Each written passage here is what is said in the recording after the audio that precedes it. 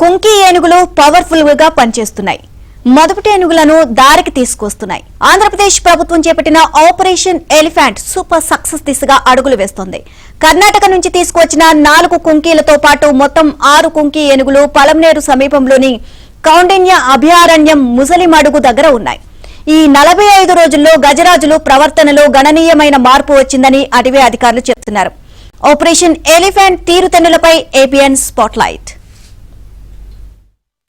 కర్ణాటక ప్రాంతం నుంచి 4 కుంకి ఏనుగులతో పాటు ఇక్కడ రామకుప్పం ప్రాంతంలోని నన్యాల ప్రాజెక్టు నుంచి 2 కుంకి ఏనుగులు, మొత్తము 6 కుంకి ఏనుగులు ఇప్పటికే ఈ ముసలిమడుగు ఆపరేషన్ ఎలిఫెంట్ ప్రాజెక్టులకి చేరుకోవడం జరిగింది. ఈ ప్రాజెక్టులకి వచ్చినటువంటి ఏనుగులు ఇప్పటికీ దాదాపు 45 రోజులు గడిచిపోయినటువంటి పరిస్థితుల్లో మరి కర్ణాటక ప్రాంతం నుంచి వచ్చినటువంటి ఏనుగులు ఈ ప్రాంతానికి అలవాటు పడ్డాయా లేవా అనేటువంటి అంశాలతో పాటు ప్రస్తుతానికి ఈ ప్రాజెక్టులో ఏ విధంగా ఈ ఆపరేషన్ ఎలిఫెంట్ ప్రాజెక్ట్ అనేది కొనసాగుతున్నటువంటి అంశాలపైన ఇవాళ ఏబిఎన్ ఆంధ్రజ్యోతి అందిస్తున్నటువంటి గ్రౌండ్ రిపోర్ట్లో చూద్దాం రండి.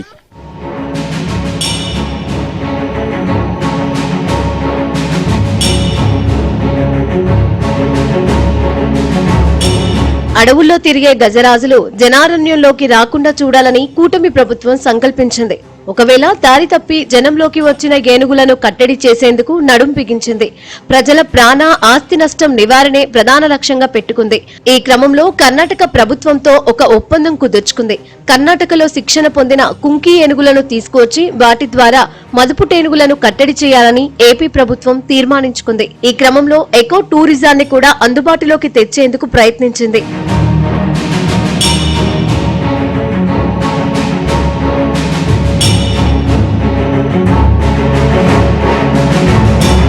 ఏనుగుల దాడులు ఎక్కువగా జరుగుతున్న ఉమ్మడి చిత్తూరు జిల్లాలో ఆపరేషన్ ఎలిఫెంట్ పేరుతో ఆంధ్రప్రదేశ్ ప్రభుత్వం అతిపెద్ద ప్రాజెక్టును అమలులోకి తీసుకొచ్చింది. ఈ ప్రాజెక్టు పలమనేరుకు సమీపంలోని ముసలిమడుగు కౌండిన్య అభయారణ్యంలో ఏర్పాటైంది. కూటమి ప్రభుత్వం అధికారంలోకి రాగానే డిప్యూటీ సీఎం పవన్ కళ్యాణ్ కర్ణాటక ప్రభుత్వంతో మాట్లాడి కుంకి ఏనుగులు తీసుకువచ్చారు. మే 21న బెంగళూరు విధానసభ ప్రాంగణంలో Karnataka CM Siddaramaiah, deputy CM DK Shivakumar ఆధ్వర్యంలో 4 కుంకి ఏనుగులను కూటమి ప్రభుత్వంలోని డిప్యూటీ సీఎం పవన్ కళ్యాణ్ కు అప్పగించారు. ఆ ఏనుగులను చిత్తూరు జిల్లా అటవీశాఖ అధికారులు సురక్షితంగా తీసుకొచ్చారు.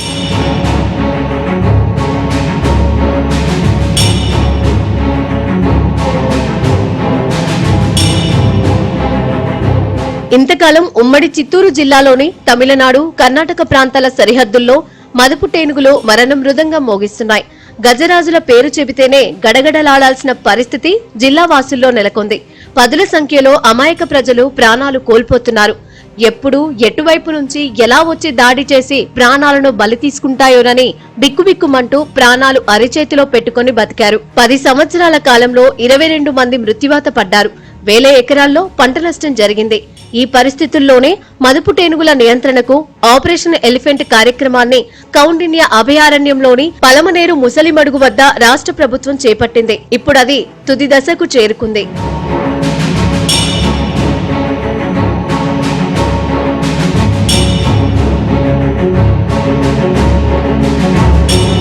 కుంకి ఏనుగులతో మదుపుటేనుగులను దారికి తెచ్చే ప్రణాళికే ఇది. మొత్తం 50 ఎకరాల విస్తీర్ణంలో ఈ ఎలిఫెంట్ క్యాంప్ ఉంది. తొలుతగా 4 కుంకి ఏనుగులను తీసుకొచ్చారు. 50 ఎకరాల విస్తీర్ణంలో 3 మీటర్ల లోతుతో 3 మీటర్ల వెడల్పుతో మొత్తం 3 కిలోమీటర్ల మేర ఎలిఫెంట్ ప్రూఫ్ ట్రెంచ్ ఏర్పాటు చేశారు. వేలాడే విద్యుత్ సోలార్ కంచె ఏర్పాటు చేశారు. ఏనుగుల కోసం భారీగా నీటి కుంటలున్నాయి.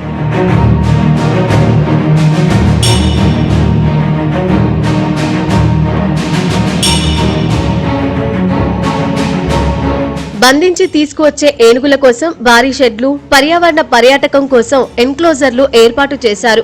30 అడుగుల ఎత్తు క్రాలర్ తో ఏనుగులను మచ్చిక చేసుకుంటున్నారు. ఎంపిక చేసిన 17 మంది ఉద్యోగులను కర్ణాటకలోని దుబ్బారా ప్రాంతానికి పంపించి శిక్షణ కూడా పూర్తి చేశారు.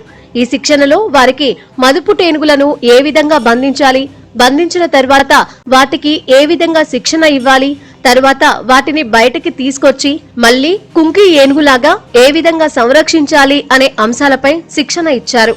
ఫారెస్ట్ ఆఫీసర్ భరణి మేడం గారు ఉన్నారు. వారితో అడిగి తెలుసుకునే ప్రయత్నం అయితే ఈవేళ ఈ ప్రాజెక్టుకు సంబంధించి చేద్దాం. మేడం చెప్పండి, ఏంటి దాదాపు 45 రోజులు గడిచిపోయింది ఈ ప్రాజెక్టులకి ఏనుగులు వచ్చి, ఎట్లా ఉన్నాయి? ఈ వాతావరణానికి అలవాటు పడ్డాయా ఏంటి? కర్ణాటక నుంచి వచ్చిన 4 ఏనుగు కూడా మనకి ఇక్కడ ఉన్న క్లైమేట్ అండ్ వెదర్ కండిషన్కి కూడా బాగా అక్లమటైజ్ అయింది. ఇప్పుడు దాంట్లో ఒక ఏనుగు కూడా మనం క్రాల్లో పెట్టడం అనేది జరిగింది. దానికి అయిన రిక్వైర్డ్ నీడ్స్ కోసమే మనం కుప్పం నుంచి కూడా ఏనుగులు ఇక్కడ తీసుకొచ్చాము. ఇప్పుడు ఒక ఆపరేషన్కి మనం ఫీల్డ్లో ఏనుగులు పెడుతున్నామంటే ఒక్కొక్క ఏనుగుకు కూడా ఒక కోఆర్డినేషన్ ఉండాలి. అది డిఫరెంట్గా యాక్ట్ చేయకూడదు. దానివల్ల ఆ కోఆర్డినేషన్కి కోసమే మనం ఇక్కడ ఏనుగులు అన్నీ కూడా ఒకే చోటుకు తీసుకురావడం అనేది జరిగింది. ఇప్పుడు ట్రైనింగ్ అనేది ఎవ్రీడే బేసిస్లో చేస్తున్నారు. మనం చెప్పినలాగా మహోత్స్ అండ్ కావడీస్ కూడా మన ఆంధ్రాలో ఉన్న వాళ్ళు, కర్ణాటక నుంచి మనం రప్పించిన వాళ్ళు అందరూ కూడా కలిసి ఈ ఎలిఫెంట్తో యూజ్ అవుతున్నారు. ఆ కమాండ్స్కి కూడా ఎలిఫెంట్ రెస్పాండ్ అవ్వడం అనేది ఎవ్రీడే బేసిస్లో ట్రైనింగ్ అనేది ఇక్కడ జరుగుతుంది. ఏనుగులు జలకాలాడేందుకు అక్కడున్న సహజమైన నీటి గుంటలతో పాటు కృత్రిమ ఏర్పాట్లు కూడా చేశారు. 12 ఎకరాల విస్తీర్ణంలో గడ్డిని పెంచుతున్నారు. వాటికి రాగి ముద్దలను కూడా ఆహారంగా అందిస్తున్నారు. మామటీలు 24 గంటలు అందుబాటులో ఉండే విధంగా వారి నివాసానికి ప్రత్యేకమైన గదులు ఏర్పాటు చేశారు. ఇప్పటికే ఎకో టూరిజం వేగం పుంజుకుంది. సార్ ఇది రాగి పిండి బియ్యము, ఉలవలు, పెసలు అవన్నీ మిక్స్ చేసి చేస్తా ఉన్నాం సార్. రాగి ముద్ద ఎందుకు పెట్టాలా, ఏంటి దాంట్లో ఉన్న ప్రత్యేకత ఏంటి? దానికి బాగా స్ట్రెంత్ వచ్చేదానికి పెడతా ఉన్నాం సార్. రోజుకి ఎన్ని సార్లు పెడతారు? 2 పూటలు సార్. అంటే ఉదయం ఎన్ని పెడతారు, సాయంత్రం ఎన్ని పెడతారు? దానికి కౌంటింగ్ ఉందా? అవి తినేంత వరకు పెడతారా ఏంటి? తినేంత వరకు పెడతాం సార్. అవి ఎన్ని తింటాయి ఒక్కొక్క ఏనుగు? 7 ముద్దలు తింటాయి సార్, అంతే. ముద్ద పెట్టకపోతే అవి ఎట్లా అల్లరి ఏమన్నా చేస్తాయా? లేదు సార్, బాగా కంట్రోల్గానే వచ్చి తినేసి వెళ్ళిపోతాయి. ఇప్పుడు ఈ రాగి ముద్దతో పాటు వాటికి ఆహారంగా ఏమేమి ఇస్తారు? కసువు, మర్రి చెట్లు అవన్నీ తెచ్చి వేస్తున్నారు సార్. మళ్ళీ తెల్లవారి అడవికి తోలుకొని వెళ్ళిపోతారు. మళ్ళీ సాయంత్రానికి రెడీ చేసి పెట్టేస్తాం సార్, అంతే సార్.